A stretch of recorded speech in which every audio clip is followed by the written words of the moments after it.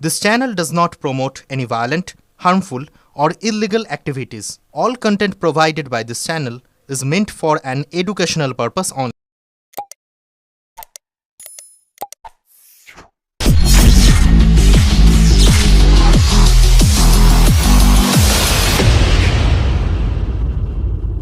দেশের জরুরি অবস্থার সময় যারা কারাবাস করেছিলেন তাদের West Bengal fighter of democracy সম্মান জানাবে সরকার। হুগলি জেলার ৩২ জনকে সম্মান জানানো হবে। আগামীকাল নবান্নে মুখ্যমন্ত্রী শুভেন্দু অধিকারী তাদের সম্মান জানাবেন। হুগলি জেলার শাসক খুরশিদ আলী কাদরি জানিয়েছেন, তাদের সম্মান জানানো হয়। তাদের ১০,০০০ টাকা করে প্রতি মাসে সাম্মানিক ও ১,০০০ টাকা করে চিকিৎসা ভাতা দেওয়া হবে। সরকারি বাসে ভ্রমণে কোনো ভাড়া লাগবে না তাদের।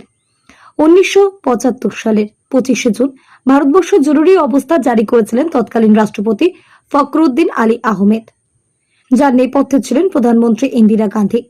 ১৯৭৭ সালের ২১ মাস চলেছিল সেই জরুরি অবস্থা। বিরোধী রাজনৈতিক দলের নেতাদের গ্রেপ্তার করা হয়েছিল। গ্রেপ্তার হয়েছিলেন অটল বিহারী বাজপেয়ী, লালকৃষ্ণ আডবাণী। সে সময় যারা আইন অমান্য করে কারাবরণ করেছিলেন তাদের সম্মান জানাচ্ছে রাজ্য সরকার। হুগলির রায়বাজারের বাসিন্দা অসীম কুমার পাল, বয়স এখন ৭১। জরুরি অবস্থা জারি হবার সময় তিনি শ্রীরামপুর কলেজের প্রথম বর্ষের ছাত্র ছিলেন। আরএসএস এর সদস্য ছিলেন। সে সময় হাতে গোনা কয়েকজন আরএসএস করতেন। তাদের নির্দেশ দেওয়া হয়েছিল থানায় থানায় বিক্ষোভ আইন অমান্য করতে। অসীম বাবুরা ৩ জন চুঁচুড়া আদালতের সামনে স্লোগান তুলে বিক্ষোভ করেছিলেন। পুলিশ গ্রেপ্তার করেছিল তাদের। ৩ মাস জেল খাটার পর তারা ছাড়া পেয়েছিলেন। অসীম বাবু বলেন, সরকার যে সম্মান জানাচ্ছে এতে আমি খুশি। সেদিনের অনেকেই আজ আর বেঁচে নেই। আমরা যারা আরএসএস করেছি তারা কিছু পাওয়ার আশাই করিনি। ব্যান্ডেল স্টেশন রোডে রেলের জায়গায় মুদিখানা দোকান অসীম বাবু। শরীর খারাপ হয়ে যাওয়ায় বড় ছেলে অরিন্দম এখন দোকান সামলায়। চন্দননগরের কিরণ শঙ্কর বর্মা, তিনি বলেন, আরএসএস এর সংগঠন মজবুত ছিল, ওই জন্য সারা দেশব্যাপী আন্দোলন সাকসেস হয়েছে। জেল ভরো আন্দোলন। তবে আমরা আরএসএস এর নামে করিনি, তবে জনসংঘর্ষ নামের ব্যানারে তলায় পুরো ভারতবর্ষের এই আন্দোলন চলছিল। ভারতবর্ষের বিভিন্ন জেলে সব জায়গায় আন্দোলন হয়েছিল। এই আন্দোলনে কংগ্রেস ছাড়া অন্যান্য রাজনৈতিক দলের লোকেরাও ছিল। আমরা সেই আন্দোলনে যোগ দিয়েছিলাম। হুগলি জেলার একাধিক জায়গা থেকে আমরা এই আন্দোলনে যোগ দিয়েছিলাম। আমাদের সবাই আরএসএস সংগঠনের সাথে যুক্ত ছিলাম, কিন্তু জনসংঘর্ষ সমিতির দেশব্যাপী ব্যানারের তলায় আন্দোলন চলছিল, তাই আমরা আরএসএস এর কোনো নাম করতাম না। পরবর্তী সময় পুলিশ ডিপার্টমেন্ট যখন জানতে পারলো, সেদিন আমাদের সবাইকে ধরা হয়েছিল। সবাইকে ডেকে বার করে মারধর শুরু করেছিল। আমরা আরএসএস করি বলেই আমাদের ওপর বেশি অত্যাচার করা হয়েছিল। সেই সময় আমাদের প্রায় ৩.৫ মাস জেলে রাখা হয়েছিল। আমাদের সেই সময় অনেক সমস্যার সম্মুখীন হতে হয়েছিল। আমাদের পরিবারের অনেক সমস্যা তৈরি হয়েছিল। পরবর্তী ক্ষেত্রে আমরা যখন জেল থেকে ছাড়া পেলাম, দিয়ে আমি গ্রাজুয়েশন কমপ্লিট করলাম। পরে আমি স্কুল শিক্ষকের চাকরি পাই। শিবশঙ্কর শর্মা বলেন, এই সময় ১৯৭৫ সালে ১৪ই নভেম্বর একটি আন্দোলন শুরু হয়, জেল ভরো আন্দোলন। সেই আন্দোলন চলে প্রায় ১,২০,০০০ স্বেচ্ছাসেবী। আবারও আমরা আন্দোলন করি এবং সেই সময় এগিয়ে গেছিলাম। ৪টে দাবি নিয়ে আমরা আন্দোলন করেছিলাম। প্রতি জায়গা জেলা শাসকের অফিসের সামনে আমরা এই আন্দোলন করেছিলাম। আন্দোলনের জন্য হুগলি থেকে ৫৭ জন আমরা গ্রেপ্তার হয়েছিলাম। শুধু চুঁচুড়া থেকেই আমরা ৭ জন গ্রেপ্তার হয়েছিলাম। ৩.৫ মাস জেল খাটার পর আমরা মুক্তি পেলাম। আদির রিপোর্ট, আমার কলকাতা নিউজ। স্কিম দিয়েছে, তার নাম আছে West Bengal fighters of democracy. Emergency time, যে সময় এমার্জেন্সি হয়েছিল 1975 টু 1977, সেখানে যতগুলি লোক অ্যারেস্ট হয়েছে, ডিটেন হয়েছে, তাকে গভর্নমেন্ট কিছু মনিটারি হিসাবে অনার করবে, প্লাস তাকে কিছু ফ্যাসিলিটিস দিয়ে দেবে। এখানে অনারেরিয়াম যে আছে as a part of honour, because ডেমোক্রেসির জন্য ও জেল গিয়েছে या ডিটেন করা হয়েছে, তাকে 10,000 rupees per month plus 1,000 additional medical allowance plus আরও কিছু মেডিকেল ফ্যাসিলিটিস আছে, প্লাস তাকে একটা কার্ড দেওয়া যায়। তো আমাদের এই ডিস্ট্রিক্টে এরকম প্রায় 32 যে আছে লোকজন আছে যে emergency time, that is 1975 to 1977 arrest হয়েছে। তাকে অনার করার জন্য আমাদের যে মুখ্যমন্ত্রী সাহেব আছে অন নাইন্থ একটা প্রোগ্রাম কর্মসূচি হবে কলকাতা, সেখানে তাকে অ্যাড্রেস করবে, প্লাস তার যে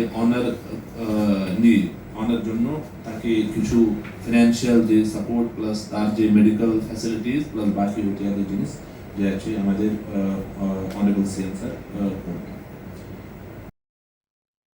আমরা 9ই আগস্ট, হ্যাঁ, রবিবার, মানে কালকেই আমরা যাচ্ছি ওখানে। মুখ্যমন্ত্রী আমাদের আগে একবার ডেকেছিলেন 25শে জুন রথীন্দ্র মঞ্চে, সেখানে আমাদেরকে গণহত্যা দিবস হিসাবে সেখানে উপস্থিত করেছিল। 75 সালের ইমার্জেন্সি, হ্যাঁ, তৎকালীন ইমার্জেন্সি জন্য আমাদেরকে গণহত্যা দিবস হিসাবে আমন্ত্রণ জানিয়েছে। সেখানেই উনি ঘোষণা করলেন যে আমি আপনাদের আগস্ট মাসে ডাকবো।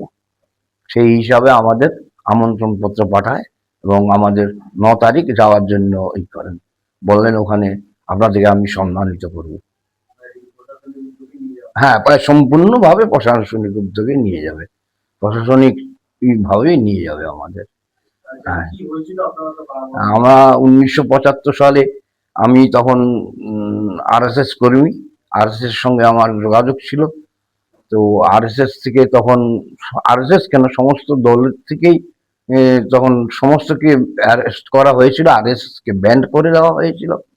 সেই জন্য তার বিরুদ্ধে এবং অনৈতিকভাবে যে ইমার্জেন্সি, নিজের গদি হারিয়ে যে উনি যেটা করলেন, গায়ের জোরে যেটা করলেন, নিজের গদি হয়ে রেখেছিলেন।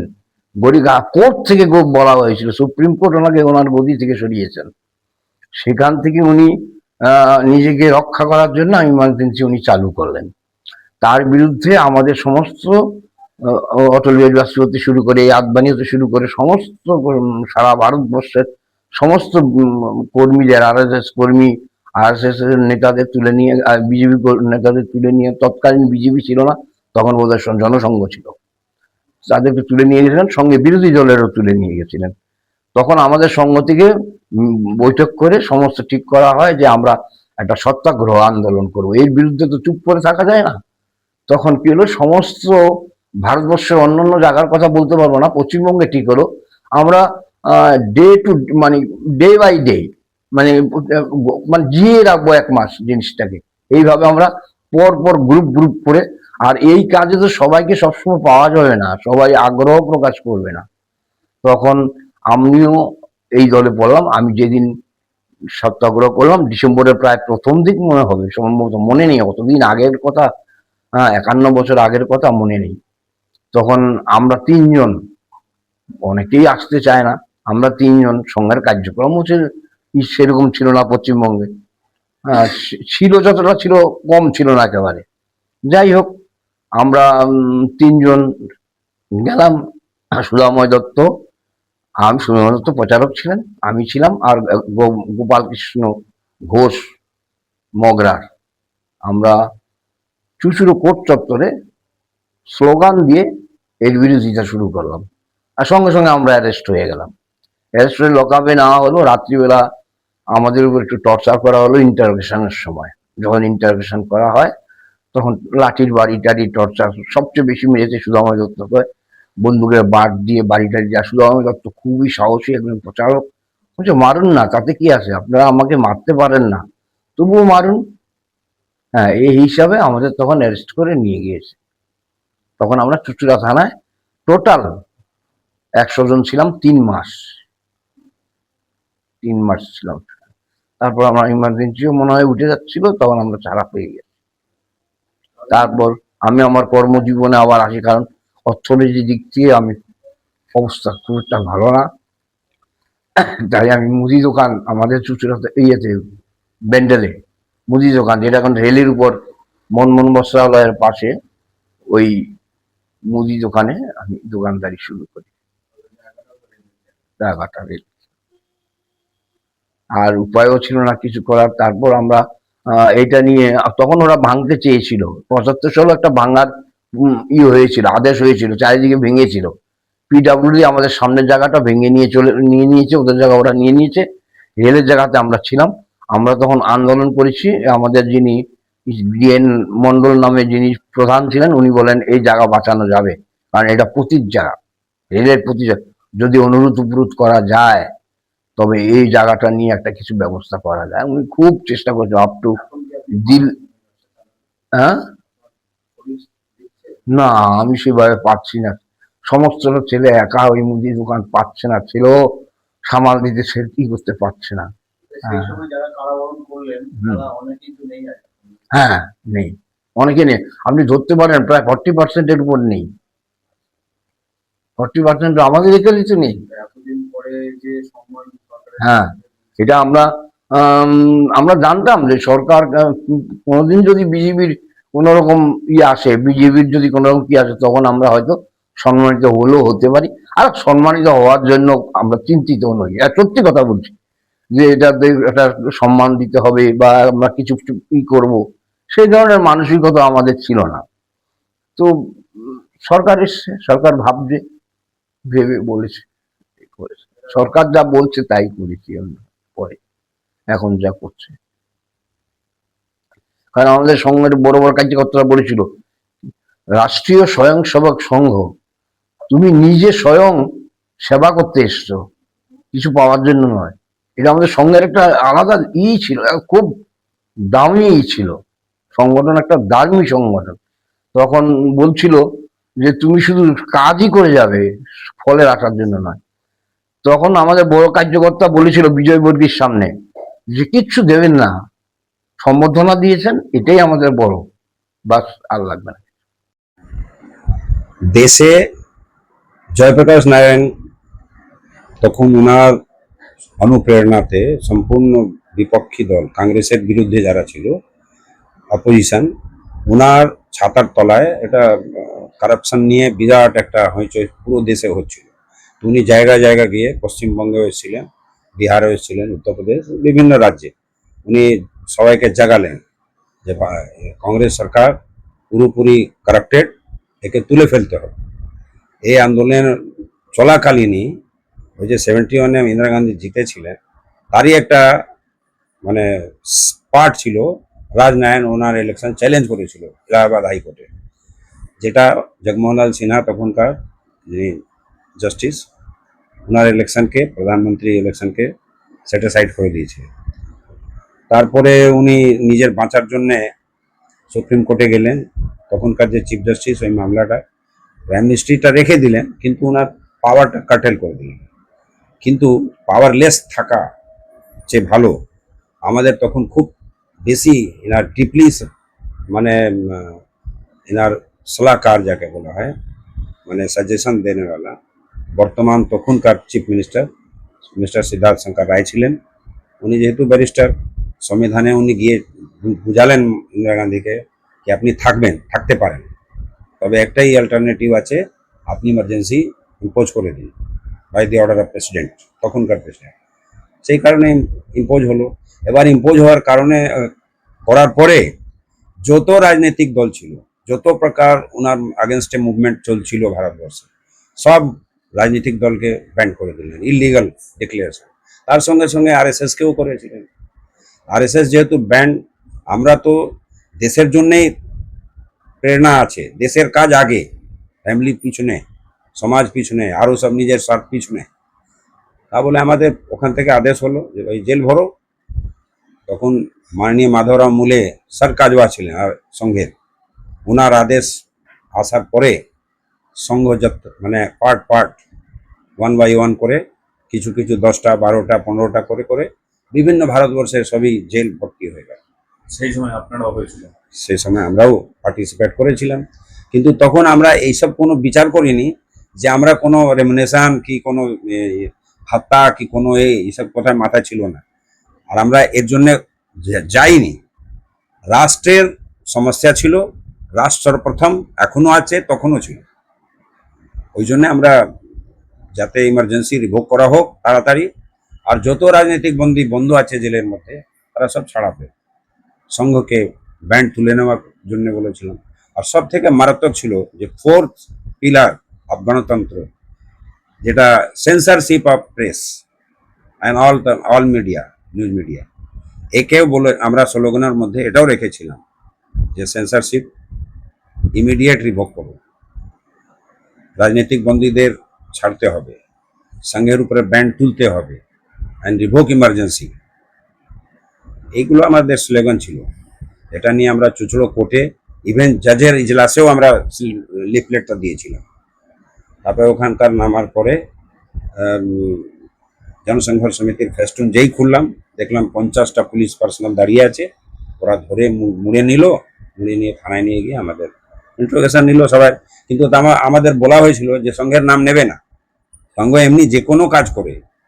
এই জন্য 71-এ বাংলাদেশ যখন হয়, লক্ষ লক্ষ মানে শরণার্থী যখন এসেছিল, সংঘ নিজের নামে নয়, বস্তুহারা সহায়তা সমিতির নামে বিরাট কাজ করেছিল। এটা বর্তমান সরকারকে প্রশংসা করতে হয়েছিল যে এই সংস্থা বস্তুহারা সহায়তা সমিতি বিরাট কাজ করেছে। মানে এর মতো কোনো স্কিলফুলি মানে তারা সেবা শুশ্রূষা করেনি। আপনারা পার্টিগতভাবে গেছিলেন, কোন পার্টির নো, RSS স্বয়ংসেবক আছে, ওটা সাংস্কৃতিক সংগঠন, কোনো আমরা রাজনৈতিক দল নয়। না জনসংঘের তরফে? জনসংঘ সেটা আলাদা আছে, জনসংঘ রাজনৈতিক পলিটিক্যাল পার্টি আছে, আমরা ওই সঙ্গে কোনো যোগ নেই। আরএসএস এর বিয়েতেই গেছিলেন? হ্যাঁ, ইয়েস। তবে RSS এর যেহেতু টার্গেট ছিল ইন্দিরা গান্ধীর, ওই জন্যে আমাদের একটা বলা হলো যে নাম নেবে না, এমনিও নাম নিই না, বিভিন্ন রাজনৈতিক দলের নাম নেবে। জিজ্ঞেস করলে পুলিশ বলবে আমি জনসংঘের সদস্য, আমি সংগঠন কাংগ্রেস সদস্য, আমি সোশ্যালিস্ট পার্টির সদস্য, প্রভৃতি এগুলো বলা হয়েছে।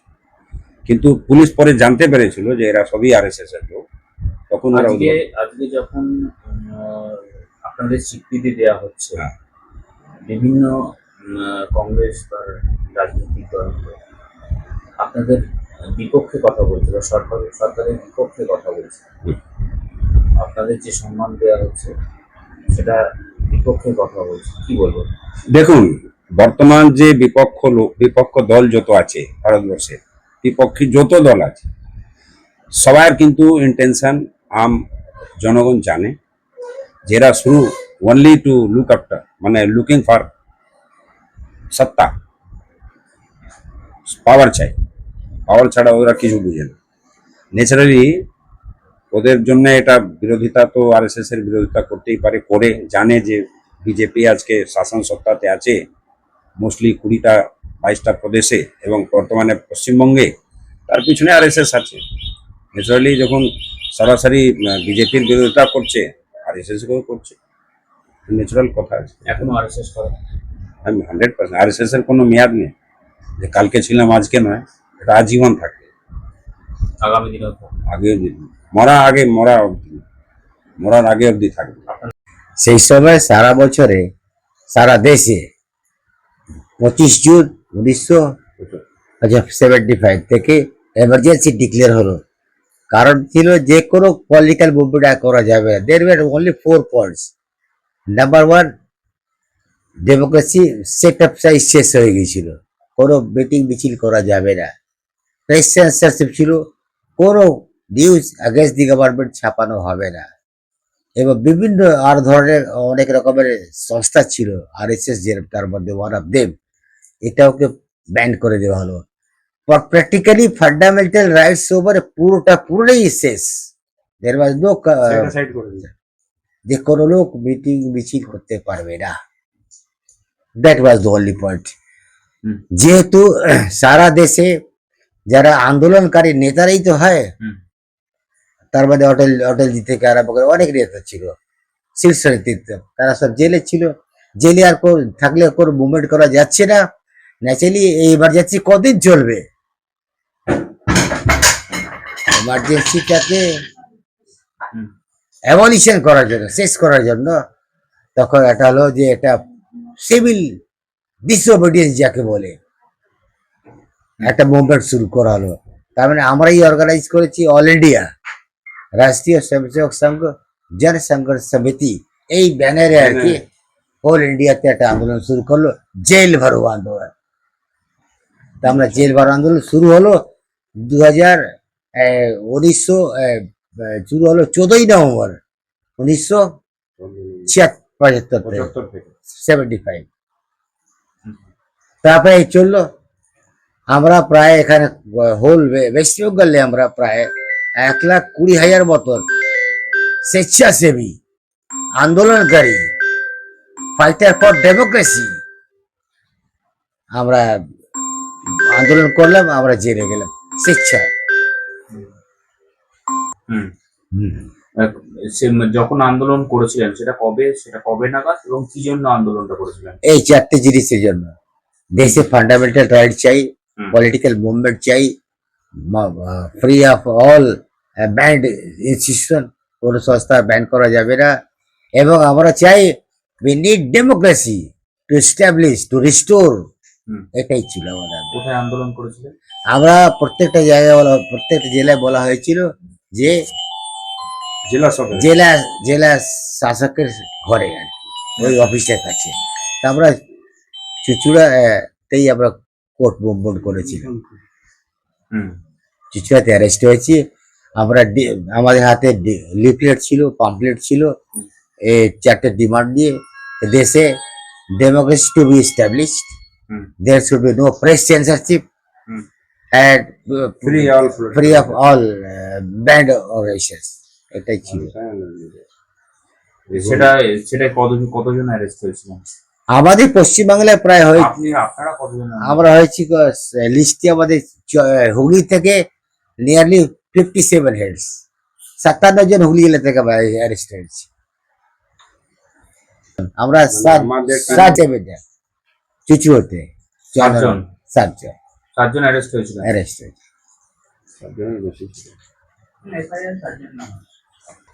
হ্যাঁ, সেই 7 জন অ্যারেস্ট হয়েছিলেন। হ্যাঁ, কতদিনে জেল কেটেছেন? আমরা নিয়ারলি 3.5 months। আচ্ছা, তারপরে ছাড়া পেয়েছিলেন? তারপর ছাড়া পেলাম এই জন্য, তখন ইন্দিরা গান্ধী মেনে নিল there will be no emergency.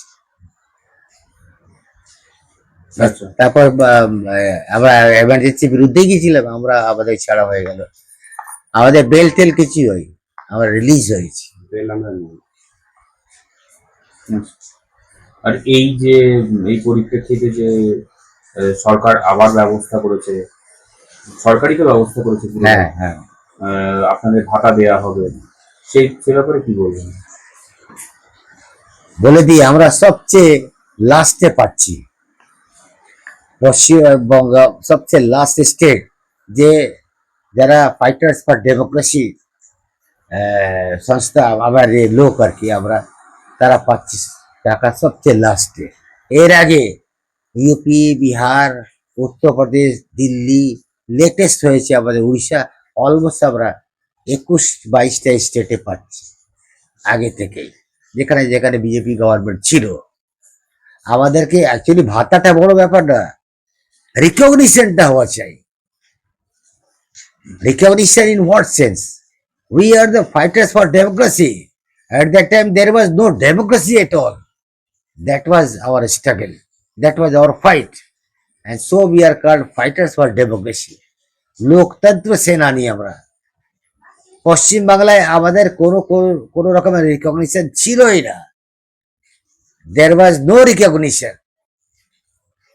এটা শুভেন্দু অধিকারী, আমাদের চিফ মিনিস্টার, মাননীয় চিফ মিনিস্টার, তিনি আসার পর থেকে এখানে ভাতা বলবো না, এটা একটা রিকগনিশন, অনার বলবো। তো কিন্তু আস্তে আস্তে আমরা জানতে পারলাম, হুম সংঘের উপর ব্যান করে দিল, হুম আবার যত রাজনৈতিক পার্টি তাকে ব্যান করলো, হুম কংগ্রেস ছাড়া। হুম আর আপনার প্রেস সেন্সরশিপ লাগু করে দিল, হুম কেউ মিছিল করতে পারবে না, হুম করলেই জেল। হুম আমরা যখন ডেপুটেশন দিতে গেলাম, তখন আমাদের হাতের পর্চা ছিল এর এগেনস্টে, ইমার্জেন্সি এগেনস্টে। হুম পর্চা দিতে দিতে আমরা আগে গেলাম জেলে, মানে হাজিরার দিকে, হুম থানার দিকে। হুম ওখানে আইবি ছিল, বলে আপনারা চলুন হাজতে, আমরা সব গেলাম। হুম তখন ভেবেছিলেন যে জেল হয়ে যাবে?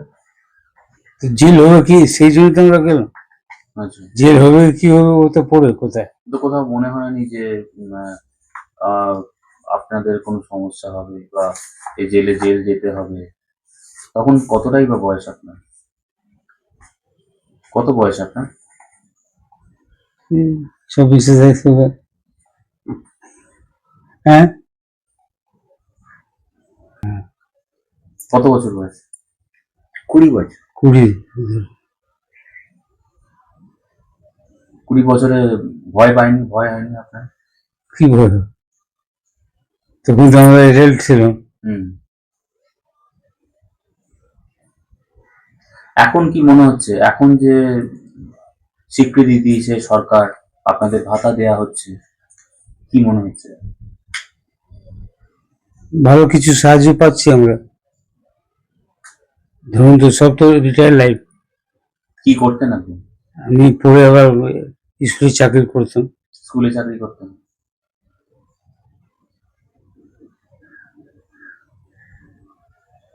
এখন কি মনে হচ্ছে, এই ভাতা বা এই স্বীকৃতি পাওয়ার পর কি মনে হচ্ছে? কিছু তো সাহায্য হবে।